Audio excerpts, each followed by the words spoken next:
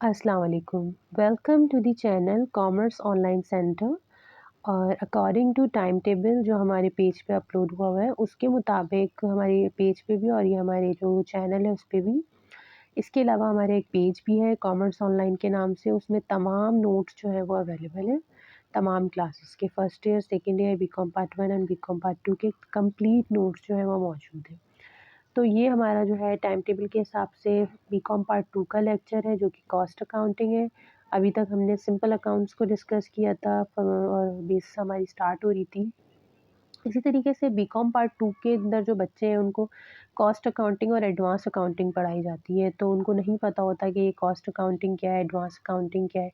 तो काफ़ी टफ़ होता है उनके लिए, ज़ाहिर है अलग-अलग पेपर आते हैं और काफ़ी टफ़ पेपर आता है जिसका जो पासिंग रेशियो है वो बहुत कम है। तो इंशाल्लाह इस चैनल के थ्रू अगर कोई बच्चा वाक़ई में पढ़ना चाहता है और अच्छे नंबर से पास होना चाहता है और कॉन्सेप्चुअल स्टडीज़ करना चाहता है, तो वो जो है वो यहाँ से फैसिलिटेट हो सकता है।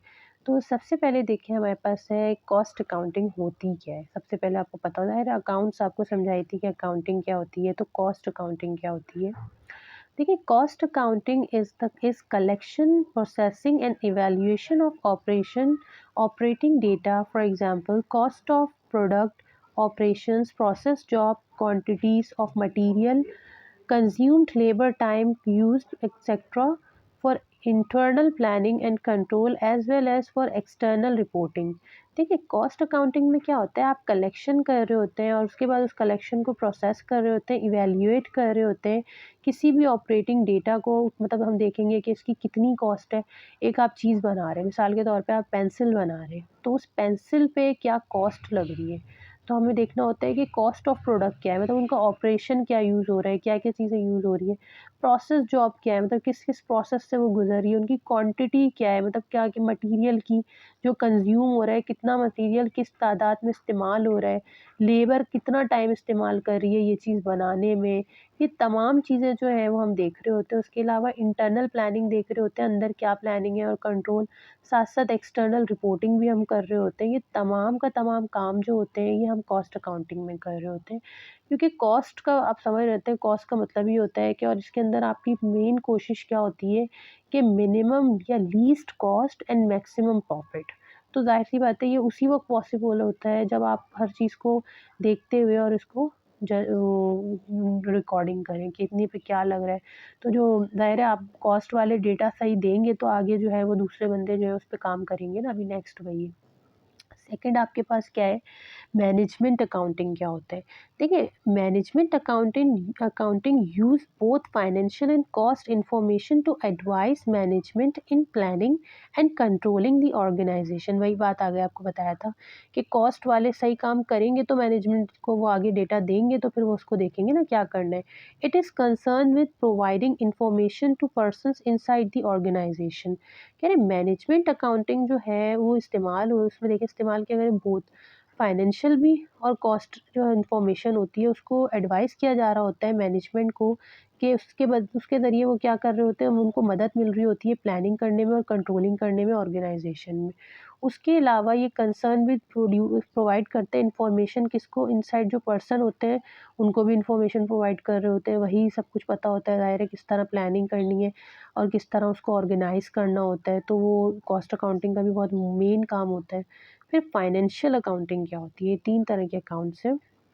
देखिए फाइनेंशियल अकाउंटिंग जो है वो क्या होता है, वो प्रोवाइड कर रही होती है information about the business profit and loss and its financial position. The accounts are maintain according to the requirement of companies act and income tax act.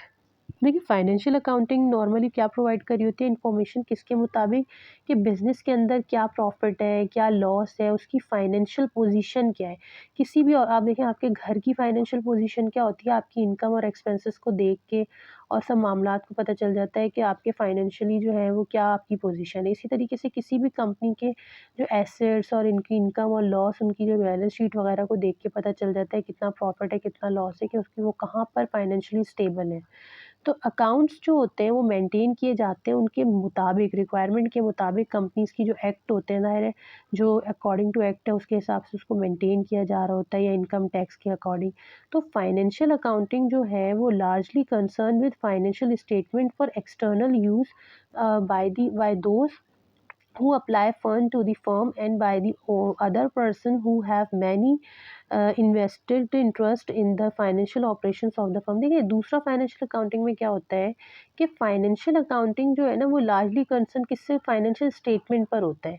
क्यों होता है फाइनेंशियल स्टेटमेंट पे? क्योंकि देखिए एक्सटर्नल यूज़ के लिए हम बनाते हैं, क्योंकि वो अप्लाई जो अगर कोई फंड के लिए हमें चाहिए तो दूसरा बंदा पहले देखेगा ना। आप किसी के, आप मिसाल के तौर पे आपको घर में लोन चाहिए, आप कहें भाई मुझे इतना लोन दे दो, मैं इंशाल्लाह तुम्हें नेक्स्ट मंथ अदा कर दूँगा। तो वो आपकी पहले फाइनेंशियली पोज़ीशन देखेगा कि आप क्या आगे आने वाले वक़्त में ये चीज़ पे कर सकते हैं या नहीं पे कर सकते। इसी तरीके से कंपनी को तो नहीं पता, कोई बंदे नए बंदे को तो नहीं पता आपकी कंपनी में क्या चल रहा है। तो वो स्टेटमेंट के थ्रू आपकी कंपनी का डेटा देखेगा और उससे पता चल जाएगा कि आप फाइनेंशियली कहाँ स्टेबल कर रहे हैं। आपको फंड्स प्रोवाइड करने चाहिए, नहीं करने चाहिए। तो इसलिए ये चीज़ें बनाई जाती हैं। अदर पर्सन जो कि इन्वेस्ट कर रहा हो या फाइनेंशियल ऑपरेशंस जो है फर्म्स के, तो उसके लिए जो है फाइनेंशियल डेटा चाहिए होता है, ठीक है?